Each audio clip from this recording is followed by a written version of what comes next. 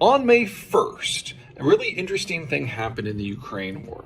The Ukrainians got a chunk of intelligence about where the commanding general, one Gerasimov, was near the city of Izium, and actually managed to sneak some explosives into the party via, artillery, and missed him, but got a couple dozen of his senior aides as well as another general. So far, the Ukrainians have been really good at popping off Russian generals, and this was the most successful attack yet. Now, what's interesting about this is there is no way that the Russians are going to let Gerasimov's information just be out there on the web or anything, and he certainly wasn't going to use an unencrypted phone like a lot of other Russian commanders have done. So the only way that I can see that the Ukrainians were able to know where he was and what he was doing with enough detail that they could try to hit him was because the Americans were providing the info. We've had an endless cavalcade of American officials from the State Department, from the Defense Department, from the NSA, even from the CIA, admit that they are sharing targeting information with the Ukrainians on a real-time to target basis. And the understanding is some sort of similar cooperation is what allowed the Ukrainians to know how and when to target the Moskva. That was the flagship of Russia's Black Sea Fleet last month, which has been the biggest ship to be drowned in wartime since World War II. Now, we're going to be seeing a lot more of this moving forward. The United States has the world's best satellite system, so it can easily identify command posts and troop concentration. And the United States clearly has the world's best signals intelligence system. So we know, for example, that the Americans have been reading Putin's email and tapping his phone since the beginning of the war with enough reliability that the Americans have been able to share Russia's plans with the world before Russia can even act on them. Now, that is important enough as it is. The idea that the United States is sharing targeted information with the Ukrainians, big deal. But the Ukrainians to this point have been limited to the weapons that they have themselves, plus Stingers and Javelins and things like that. What has changed, and what's about to change in the month of May, is that heavy equipment is starting to reach Ukrainian lines, specifically howitzers, long-range artillery pieces. Now, the Americans are being very hush-hush on the type of ammo, and I can understand why, but the standard howitzer ammo has a range of 13 to 14 miles and a 50% accuracy hit rate of about 150 feet. So you use that for area saturation, you use that to attack large troop concentrations, and the whole idea is you have a whole bunch of these firing at more or less the same time to get a lot of explosions in a relatively tight circle. But there's another type of ammo called Excalibur that has a range of 24 miles, so nearly twice as far, and that 50% hit circle is only 16 feet. Now, this is obviously more useful for targeting very specific targets or people. And if you marry the Excalibur weapon system and the howitzer that fires it to American intel about where the commanders happen to be, the Ukrainians are about to have the capacity to execute a complete decapitation strategy for the entire Russian assault.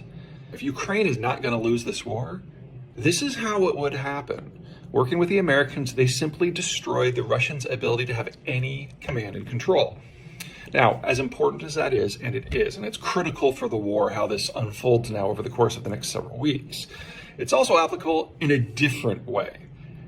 The United States is done being involved in regular wars. Americans got tired of the forever war. We're out of the Middle East now, and we think that's broadly a good thing, and it would really take some interesting and bold changes in what's going on in the world for the Americans to want to deploy 100,000 ground troops to another theater.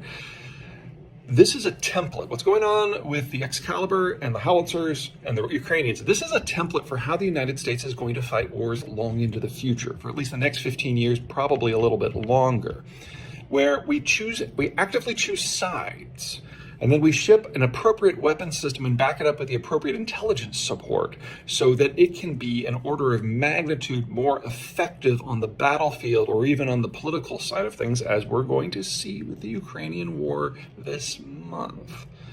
And I can see the United States doing this for or against any number of countries out there.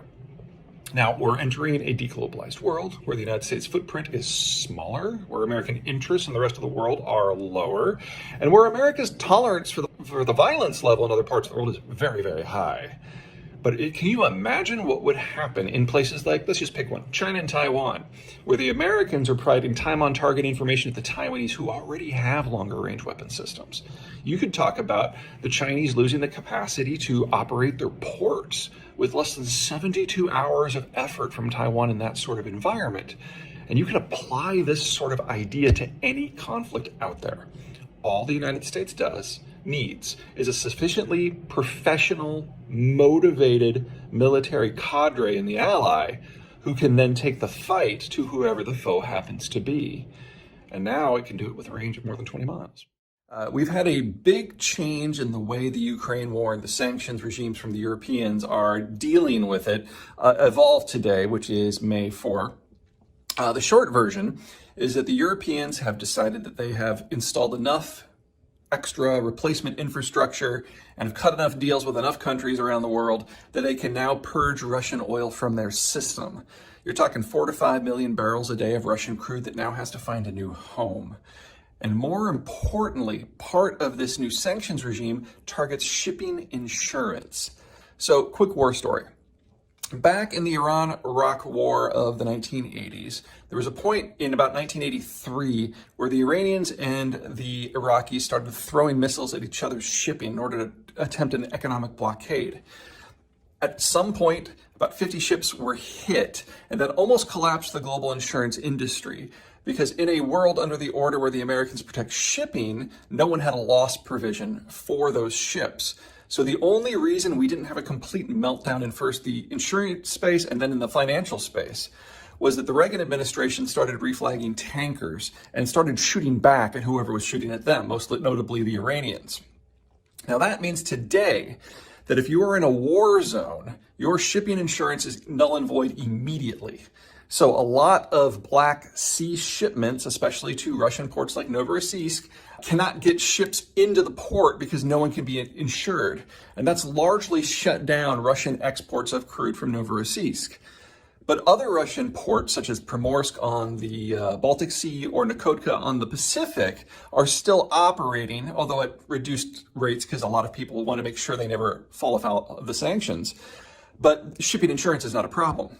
Well, now it's going to be, because the Europeans control 95% of all insurance. And by revoking that possibility, ships can no longer go to the Baltic Sea or the Pacific coast of Russia and load up crude unless they get a sovereign indemnification. That is not going to happen from the Chinese because Chinese state companies have already been avoiding Russian ports because they are too big and their exposure to American sanctions would be too large. They don't want to risk it. It's really just smaller, non-politically connected Chinese refiners that are taking Russian crude right now. So that pretty much seals off all exports from the Pacific, which is the one part of the Russian system that a lot of people thought was going to continue forever. The Baltic Sea, it's even more damning because the Baltic Sea port of Primorsk is so shallow that you can't get a super tanker in there. So you would have to do a sea-to-sea transfer anyway, and now you can't get insurance for that either. So the insurance aspect of things is likely to reduce Russian oil exports by more in the next couple of months than this phased-in European sanctions on Russian oil. But it all ends to the same place. Very, very, very little of Russian crude can find a home now unless a country comes in and does that sovereign indemnification. And it's really difficult to see any country that wants to have reasonable relations with the Europeans being able to do that. The Chinese are out. The Turks are a maybe. And that's about it. India's too far away. So the Europeans have found a way to have their cake and eat it too. The only question, of course, is how will the Russians now respond? I'm sure they're not going to be happy about this, and their next weapon is natural gas. But that is a topic for another day.